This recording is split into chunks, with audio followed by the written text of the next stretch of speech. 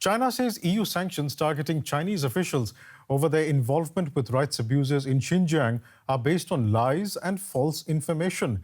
A statement from China's Vice Foreign Minister Qin Gang also warned that the sanctions could harm EU-China relations.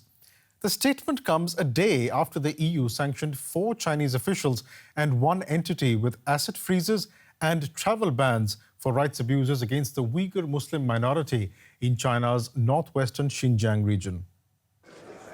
EU foreign ministers meeting in Brussels. Usually they're averse to confrontation with China, but not this time. Sanctions would be imposed on Beijing.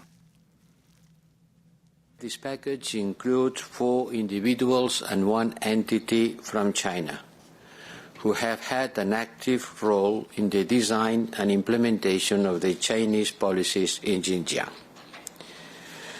We were made aware during the meeting that China has retaliated to those sanctions and rather than change its policies and address our legitimate concerns, China has again turned a blind eye, and these measures are regrettable and unacceptable.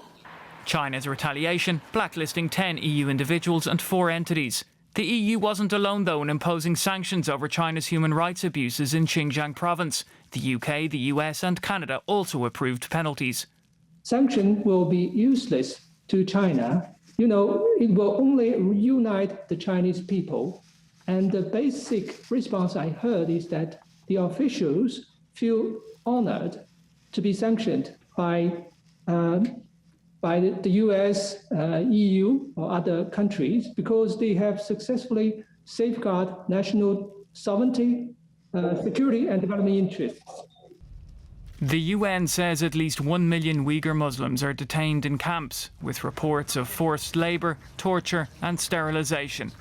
Beijing denies the claims and says the camps provide vocational training and help in fighting extremism.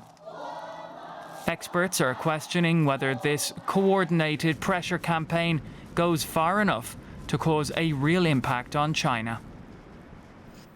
And joining me now from Brussels, one of the 10 individuals counter-sanctioned by China, Michael Gahler. He's a member of the European Parliament and the foreign policy spokesman of its largest parliamentary group, the EPP. Mr. Gahler, welcome. How do these Chinese sanctions impact your work? Well, de facto not. It is politically unfortunate as it makes dialogue more difficult.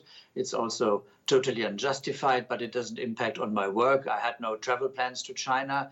I have no businesses running there. Insofar, I'm by no means affected.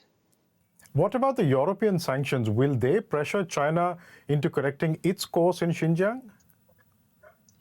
Well, it is about shedding a light on events that are ongoing. I mean, the atrocities and the outrageous things that go on in these internment camps and these so-called re-education camps, or how they ever try to dress it up. These are unbearable situations, collective custody for an ethnic and religious minority, and it helps those who are affected, those who are struggling and fighting against these circumstances, to get the necessary international attention, and it was joined by the UK, the US and Canada. So it's 30 countries altogether who are on the same line. I'd like to talk a bit about the Chinese counter-sanctions. Now, the EU last December agreed in principle to an investment agreement, the Comprehensive Agreement on Investment, or CAI, with China. Now, this is still to be ratified by the European Parliament, of which you are a member. Do you think this agreement will now be ratified?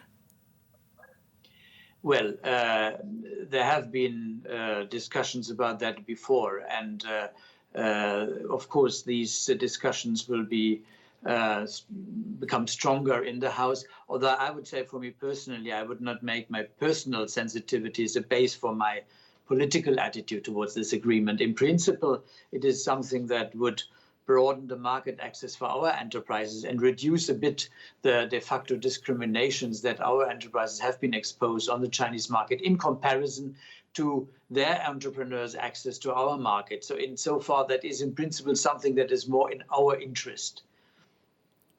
But speaking of that interest, you have members of the European Parliament, such as yourself, who have been sanctioned by China.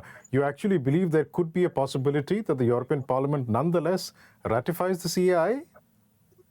I would not speculate at this stage. We have to conduct a thorough discussion how to react and how to, finally find a solution.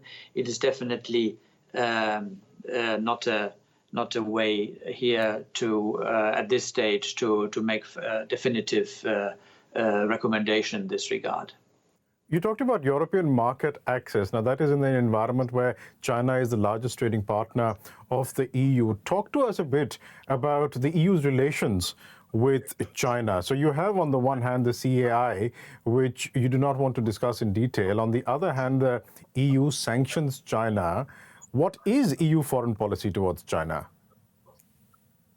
Well, our foreign policy, I would perhaps describe it as a triad. It's cooperate where possible, compete where needed, and confront where necessary. I would say that is the framework in which we are acting, and accordingly we have to see in each and every respect what suits us best. And when it's necessary to cooperate, for instance, on the climate agenda globally, yes. When it's in the framework of the WTO, where we have to get the WTO standards fully applied also in China, then we need to talk with them, of course. But when it's about its assertive policies also to its own neighborhood in the southeast of Asia, I think it's good to strengthen them. These countries, we have cooperation with South Korea, we have a free trade agreement with Vietnam, with Singapore, and with Japan.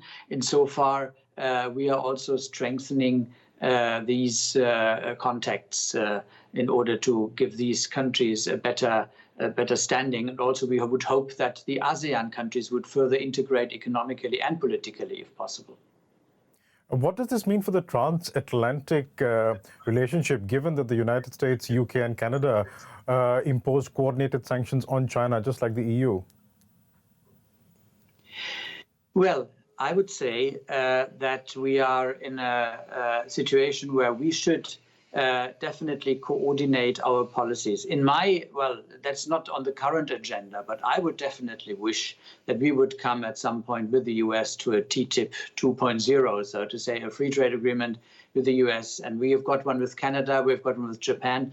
I think that would be the best framework to have a better standing towards this China. Mikhail Gahler, it's a pleasure talking to you. Thank you so much for joining us.